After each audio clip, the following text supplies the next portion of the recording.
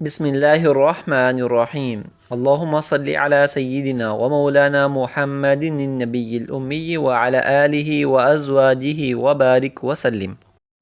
حضرت ابن عباس رضی اللہ عنہما کا مسلمانوں کی ضرورت پوری کرنے کا جذبہ۔ حضرت ابن عباس رضی اللہ عنہما فرماتے ہیں کہ میں ایک مہینہ یا ایک ہفتہ یا جتنا اللہ چاہیں اس وقت تک مسلمانوں کے کسی ایک گھرانے کی ضروریات زندگی پوری کروں، یہ مجھے اس سے زیادہ محبوب ہے کہ حج پر حج کروں اور ایک دانک یعنی درم کے چھٹے حصے کا طباق خرید کر اللہ کی نسبت پر تعلق رکھنے والے اپنے بھائی کو ہدیہ کر دوں، یہ مجھے ایک دینار اللہ تعالیٰ کے راستہ میں خرچ کرنے سے زیادہ محبوب ہے، حالانکہ ایک دینار ایک دانک سے بہت زیادہ ہوتا ہے۔ اپنے ہاتھ سے مسکین کو دینا۔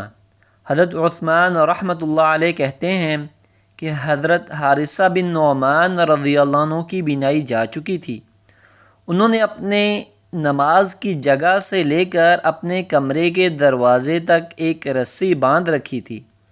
جب دروازے پر کوئی مسکین آتا تو اپنے ٹوکرے میں سے کچھ لیتے اور رسی کو پکڑ کر دروازے تک جاتے اور خود اپنے ہاتھ سے اس مسکین کو دیتے۔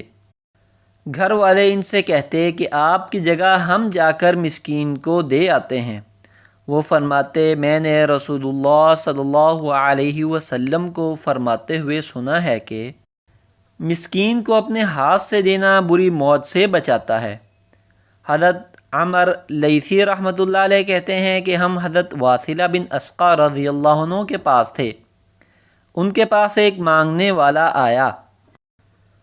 انہوں نے روٹی کا ایک ٹکڑا لیا، اس پر ایک پیسہ رکھا اور خود جا کر روٹی کا وہ ٹکڑا اس کے ہاتھ پر رکھا۔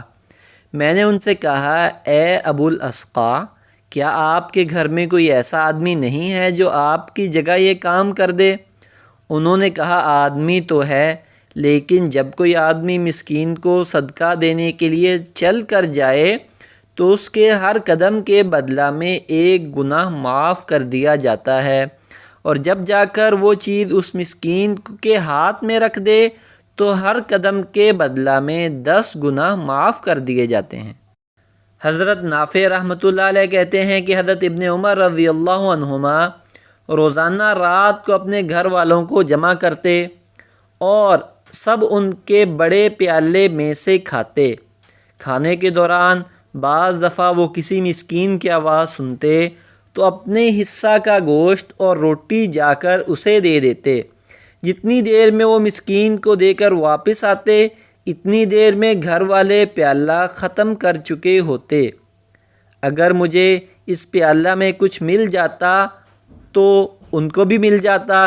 پھر اسی حال میں حضرت ابن عمر رضی اللہ عنہما صبح روزہ رکھ لیتے۔ صحابہ کرام رضی اللہ عنہم کا ہدیہ دینا۔ حضرت ابو مسعود رضی اللہ عنہ فرماتے ہیں کہ ہم لوگ حضور صلی اللہ علیہ وسلم کے ساتھ ایک غزوہ میں تھے۔ لوگوں کو سخت بھوک کی مشقت اٹھانی پڑی، جس کی وجہ سے میں نے مسلمانوں کے چہروں پر غم اور پریشانی کے آثار اور منافقوں کے چہروں پر خوشی کے آثار دیکھے۔ جب حضور صلی اللہ علیہ وسلم نے بھی یہ بات دیکھی تو آپ نے فرمایا اللہ کی قسم، سورج غروب ہونے سے پہلے ہی اللہ تعالیٰ آپ لوگوں کے لیے رزق بھیج دیں گے۔ جب حضرت عثمان رضی اللہ عنہ نے یہ سنا تو انہیں یقین ہو گیا کہ اللہ اور رسول اللہ صلی اللہ علیہ وسلم کی بات ضرور پوری ہوگی۔ چنانچہ حضرت عثمان رضی اللہ عنہ نے 14 اونٹنیاں کھانے کے سامان سے لدی ہوئی خریدیں اور ان میں سے 9 اونٹنیاں حضور صلی اللہ علیہ وسلم کی خدمت میں بھیج دیں۔ جب حضور صلی اللہ علیہ وسلم نے یہ اونٹنیاں دیکھیں تو فرمایا یہ کیا ہے؟ عرض کیا گیا یہ حضرت عثمان رضی اللہ عنہ نے آپ کو ہدیہ میں بھیجی ہیں۔ اس پر حضور صلی اللہ علیہ وسلم اتنے زیادہ خوش ہوئے کہ خوشی کے آثار آپ کے چہرے پر محسوس ہونے لگے اور منافقوں کے چہروں پر غم اور پریشانی کے آثار ظاہر ہونے لگے۔ میں نے حضور صلی اللہ علیہ وسلم کو دیکھا کہ آپ نے دعا کے لیے ہاتھ اتنے اوپر اٹھائے کہ آپ کی بغلوں کی سفیدی نظر آنے لگی، اور حضرت عثمان رضی اللہ عنہ کے لیے ایسی زبردست دعا کی کہ میں نے حضور صلی اللہ علیہ وسلم کو نہ اس سے پہلے اور نہ اس کے بعد کسی کے لیے ایسی دعا کرتے ہوئے سنا۔ اے اللہ، عثمان کو یہ اور یہ عطا فرما، اور عثمان رضی اللہ عنہ کے ساتھ ایسا اور ایسا معاملہ فرما۔ صحابہ رضی اللہ عنہم کا کھانا کھلانا۔ حضرت علی رضی اللہ عنہ فرماتے ہیں، میں اپنے کچھ ساتھیوں کو ایک سا کھانے پر جمع کر لوں، یہ مجھے اس سے زیادہ محبوب ہے کہ میں بازار جاؤں اور ایک غلام خرید کر آزاد کر دوں، حالانکہ ایک غلام کی قیمت ایک سا کھانے سے بہت زیادہ ہے۔ حضرت عبد الواحد بن ایمن اپنے والد حضرت ایمن رحمۃ اللہ علیہ سے نقل کرتے ہیں کہ حضرت جابر رضی اللہ عنہ کے ہاں کچھ مہمان آئے۔ حضرت جابر ان کے لیے روٹی اور سرکہ لے کر آئے اور فرمایا، کھاؤ، کیونکہ میں نے حضور صلی اللہ علیہ وسلم کو فرماتے ہوئے سنا ہے کہ سرکہ بہترین سالن ہے۔